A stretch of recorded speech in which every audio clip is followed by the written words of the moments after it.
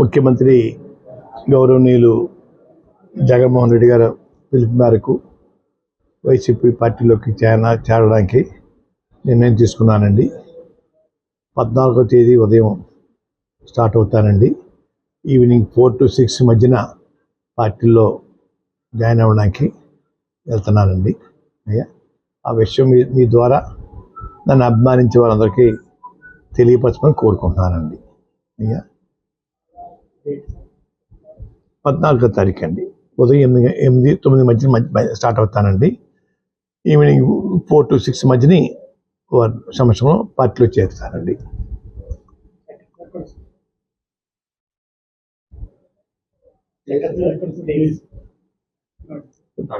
తాడేపల్లి అనుకుంటానండి, ఇంకా place venue చెప్పలేదండి. వెళ్తున్నామండి. అయ్యా, ఇంకా నేను ఇంకా పిలిపివ్వలేదు సార్. అయ్యా, నిర్ణయం తీసుకున్నానండి. మీరు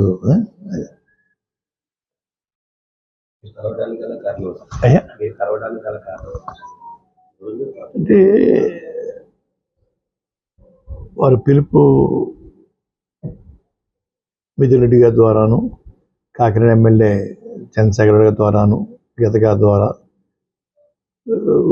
మన కన్నబాబు గారి ద్వారా వచ్చిందండి. నేను కూడా వారికి మద్దతుగా ఉండాలని నిర్ణయించుకున్నానండి. ఇంకా మంచి మంచి పథకాలు, సంక్షేమ పథకాలు ఇంకా పేదవారికి అందించేలాగా నా వంతు నేను కృషి చేయడం కోసం ఆలోచనతో ఉండి నిర్ణయం తీసుకున్నాను సార్. ఇప్పుడు కాకినాడ పార్లమెంట్ సంబంధించి పవన్ కళ్యాణ్ గారు పోటీ చేస్తారంటున్నారు కదా, ఆయన మీద ఏమైనా మీకు పోటీ చేయడం? నేను ఎటువంటి కండిషన్ పెట్టలేదు సార్. ఎమ్మెల్యే సీట్ కానీ ఎంపీ సీట్ కానీ అడగకున్నాను. సర్వీస్ చేయడం కోసం వస్తానని చెప్పానండి. భగవంతుడి దయ వల్ల వారు మళ్ళీ అధికారం రావాలి.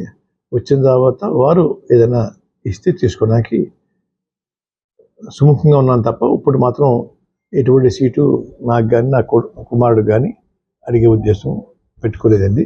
అన్కండిషనల్గా నేను చేయడానికి నిర్ణయించుకున్నాను సార్. చాలా మంది అభిమానులు, మీ అభిమానులు మీరు ప్రత్యక్ష రాజకీయాల్లో ఉంటారు, కంపల్సరీ పోటీ చేస్తారని ఆశ కొద్ది చాలా మంది. ఇది కూడా ప్రత్యక్ష రాజకీయం చేస్తారు. రాజకీయాల్లో ఉంటాను. వారి తరఫున, ముఖ్యమంత్రి గారి తరఫున ప్రచారానికి వెళ్తాను సార్. రాజకీయాల్లో ఉన్నట్టే కదా సార్. అయ్యా, ముఖ్యమంత్రి గారు ఆదేశిస్తే పోటీ చేస్తారు సార్. నేను చెప్పాను సార్ వారికి, అయ్యా నేను సేవ చేస్తానండి, మీరు అధికారం రావడం కోసం నా వంతు నేను కృషి చేస్తాను. ఎటువంటి పదవి కాంక్ష నాకు కానీ నా కుటుంబం లేదు. తర్వాత అధికారం వచ్చిన తర్వాత మీకు ఇవ్వాలంటే ఇద్దరు కానీ, అధికారం వచ్చినా కూడా నేను అడగనండి, మీ అంతని మీరు ఇవ్వాలంటే ఇవ్వండి అని ఏ కండిషన్ పెట్టలేదు సార్. అయ్యా, ఓకే సార్.